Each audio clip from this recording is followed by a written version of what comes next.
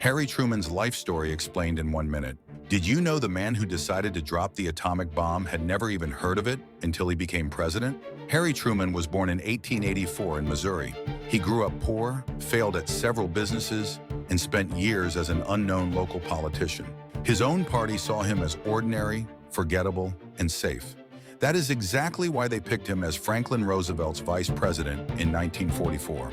He held that job for just 82 days. When Roosevelt died in April 1945, Truman was suddenly president of a country at war. That same week, he learned for the first time that the United States had secretly built the most destructive weapon in human history, and the decision of whether to use it was now entirely his.